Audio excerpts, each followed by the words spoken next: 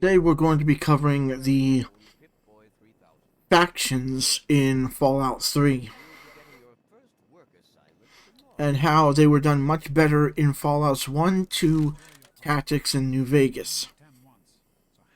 This is part of an ongoing series I'm going to be doing covering Bethesda Fallout. Now, I've had one person comment to, keep chasing that nostalgia. That person needs to understand that Bethesda Fallout deserves to be criticized. Happy birthday! We really surprised you, didn't we? The writing for Bethesda for Fallout 3 and Fallout 4 is extremely bare bones and shallow.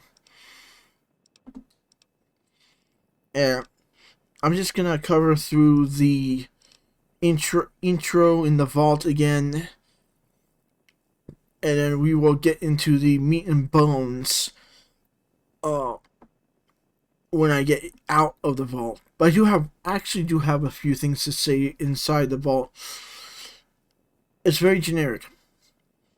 It is literally I've seen people try to comment that Fallout 3 story is great and this and that it pays homage to the originals. It is the originals. Bethesda literally just took control of the Fallout license and did nothing innovative with it, and they just rehashed the entire plot points from Fallout 1 and 2 mashed together in a unrealistic manner. Most people like myself would love a Fallout game that had new factions that was single player. Now, they did try to do that with Fallout 76, but I don't give that any credit because it's an MMO. And I know that some people might get upset about that. You need to understand, Fallout tried to do an online game under Interplay and Blackout Studios, but it got shut down. And basically what happened is Bethesda was trying to buy the rights from Blackout Studios for quite a while, and they kept undercutting everything. I mean, the entire point of the opening for Fallout 3, like I was saying earlier, is literally a rehash of Fallout 1. You are sent out into the vault, out from the vault into the wasteland to search for something. In Fallout 1, it was to get a water chip because the one in Vault 13 had broken down and the water was going to become undrinkable. In Fallout 2, you had to leave the village of Arroyo to find a Gek in order to rebuild your village. That's the short version. And you also met the Brotherhood and the Enclave and super mutants. And when Bethesda got a hold of the license, apparently that's all they thought the property was. Power Armor, Super Mutants, Death Claws, Enclave. And it has steadily been getting worse. My main issue with Fallout 76 is that it is an MMO and a prequel. They literally set the game 80 years before the events of Fallout, like maybe 30, maybe 40, or almost 70 years before the events of Fallout 1, thus making it a proactive retcon and erasing the significance of the Black Owl games. Now, there are going to be people who argue, well, no, it didn't. You need to think. You need to stop for a few moments and actually think critically. You might realize, in effect, yes, they actually did retcon Fallout 1, 2, and by proxy, Fallout New Vegas. there have been a lot of people coming out saying, well, Todd, because of the Fallout show, Amazon show, Todd Howard came out on Twitter and said, oh, well, New Vegas is, still canon. It can't be canon anymore. That's what you people don't get. They screwed up. Graham and Geneva did an oopsie, screwed up, and realized it, and Todd Howard realized it, and had to get in front of it to make excuses. Well, we really care about the timeline. It goes off after New Vegas. That wasn't the initial premise.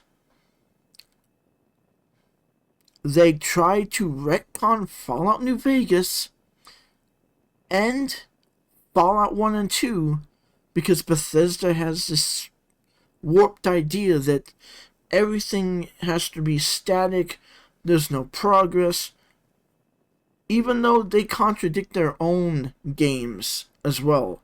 Because in Fallout 4, you actually do have some progress in the Commonwealth.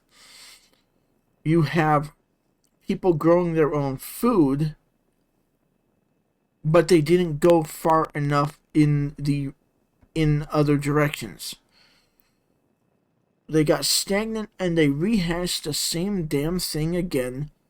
Rad Scorpions, Death Claws, Super Mutants, Power Armor, Enclave versus Brotherhood. And in Fallout 3, you even have talk from the Brotherhood of Steel that while we can't really be sure if a Gek exists, when they were aware of the Gek in Fallout 2. This is also kind of a funny moment. My melee weapons increased by 1 by reading that. Oh look, eat the sweet roll. Jackass.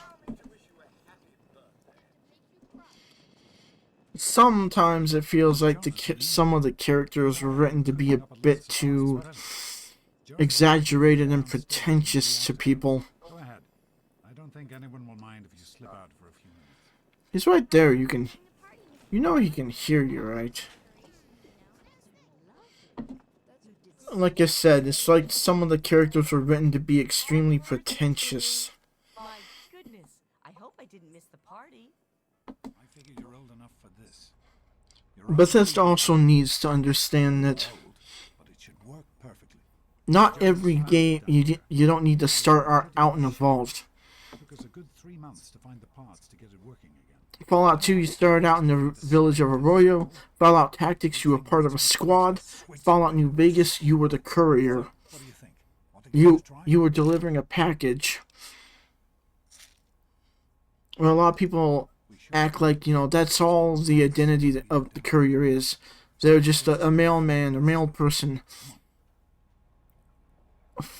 Fallout New Vegas has more roleplay options than Fallout 3 or Fallout 4. In Fallout 4, you're told you're a military, combat veteran, What do you think? but you're not even given a chance to form your own idea of what that is. You're welcome, pal. And what's ironic is during the events of Fallout 3,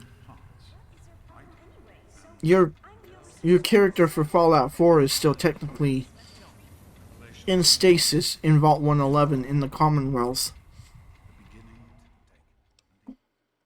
This was the dumbest thing to add. See, there was no GOAT test in Fallout 1 or 2. This is by all means a poorly implemented reference, once again, to Blade Runner. Hey, it's not my call. Those are the rules. There's supposed to be memory tests to tell whether you're a human or a replicant. Everyone has to take it. And Just fine. Take care, son.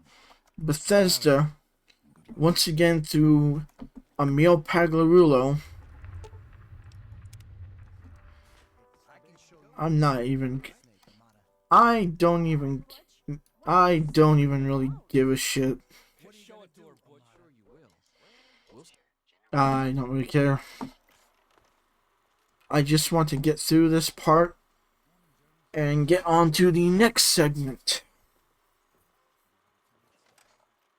The only bad thing I can say about Fallout 2 is the Temple of Trials. And that's it.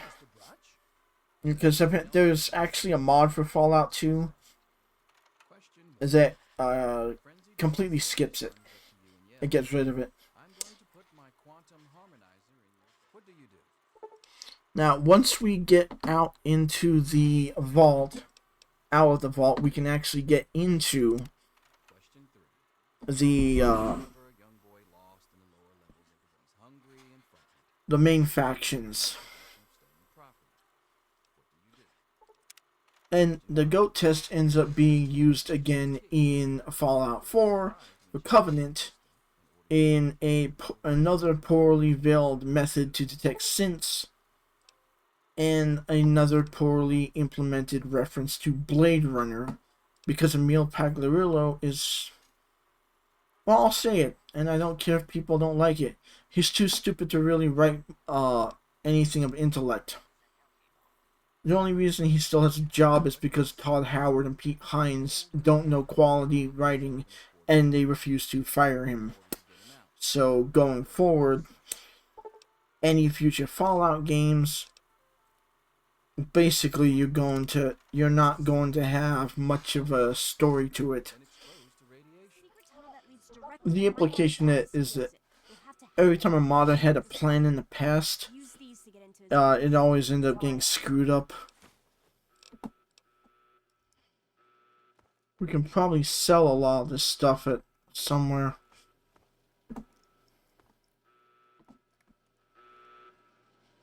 Onto the escape sequence.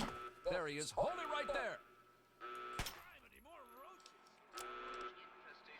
The Vault Security Armor has good stats, but unless you have the Jury Rig perk, it can't be repaired with anything else. I'm not even fuck off. Please, but you can't. You're a real. I don't really give a shit. Over here. Officer Kendall. Also, for some reason, the intro for Fallout 4, they literally repeat the hallway segment from here with a bunch of rad roaches somehow getting in. So I ended up modding it to where, oh look, scientific entry about the geck. They could have done anything with this. They could have given players an opportunity to, oh, I don't know, raid the vault as the Enclave. Yeah, and this is the other problem Bethesda has. They have this really brain dead idea that, you can't talk these guys down. You can't explain your way. You can only shoot them. They even had to copy the skeleton you find at the entrance in Fallout 1. But you don't have a nice little pop-up down in the corner that says, "This is Ed. Ed didn't make it to the vault door in time. Don't be like Ed." Yeah, these are people who didn't make it to the vault in time when the bombs dropped. Yeah, no real free reign, no real freedom of choice. they automatically give you a damn quest to go search for your father, because that's all Bethesda and Emil know how to do, is hunt for a family member. So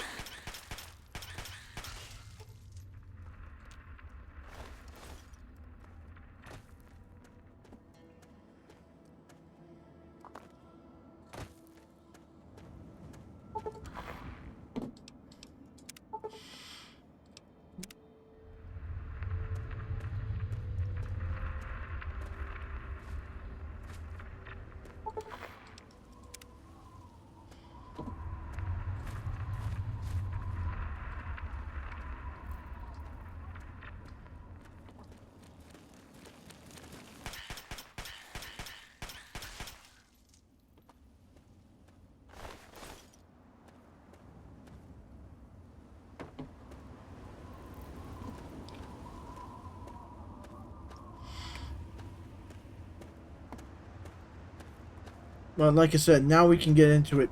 The factions in Fallout 3 are a carbon copy of everything from Fallout 1 and 2.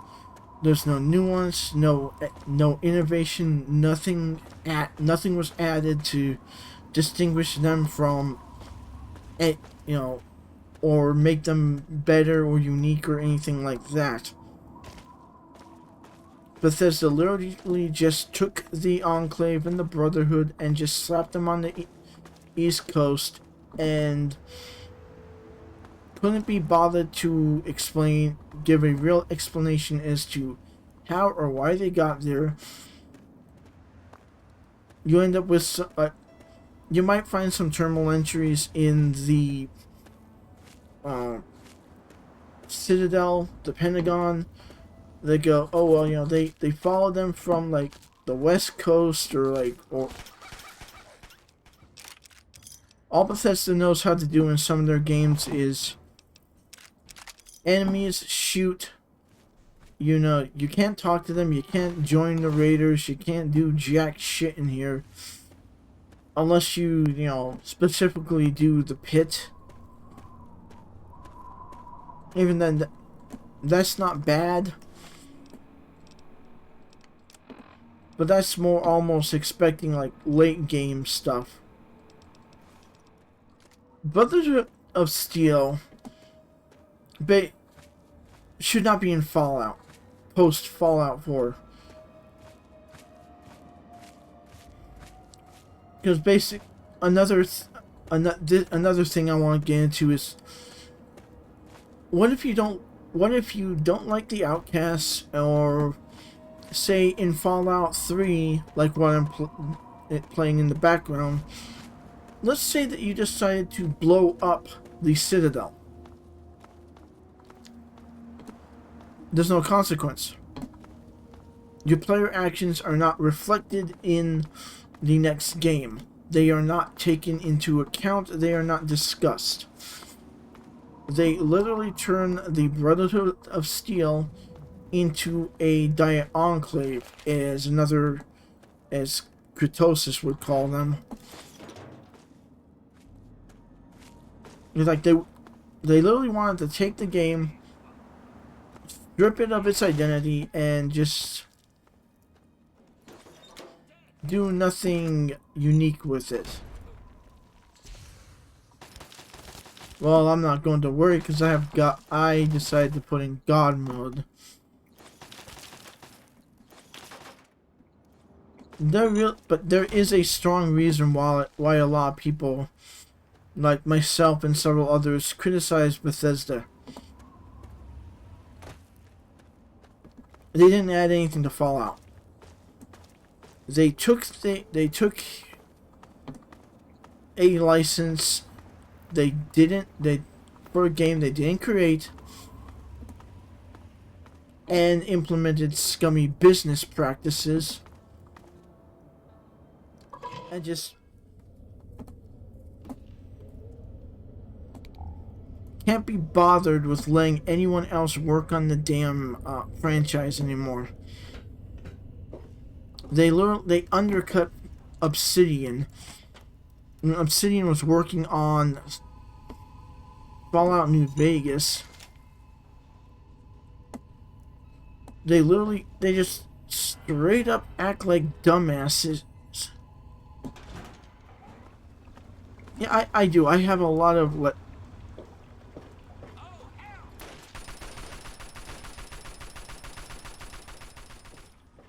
I don't have a lot of positive things to add sometimes. Because the more you play through Fallout 3 and Fallout 4, if you're someone like me or anyone that's got critical thinking skills, you may enjoy it at first. After a while, you start to notice all the story-related problems, depending on how much you focus on. Now, the only fun thing for Fallout 3 is, by all means, the utility and some of the metro tunnels.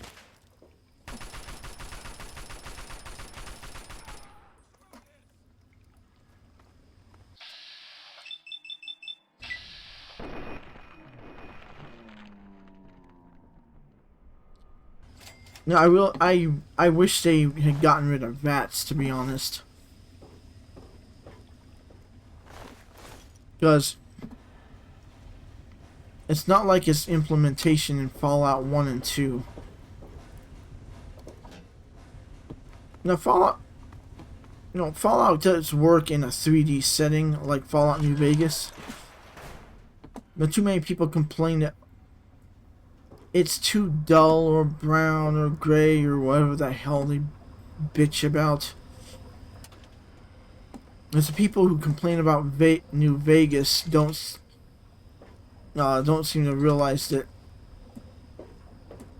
they're literally just complaining about the entire franchise and its roots.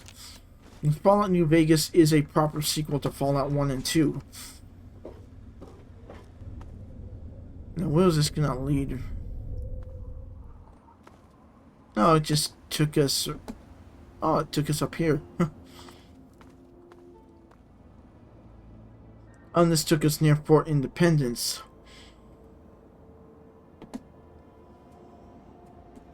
Yeah, we're going to talk about the Brotherhood Outcasts in the next episode.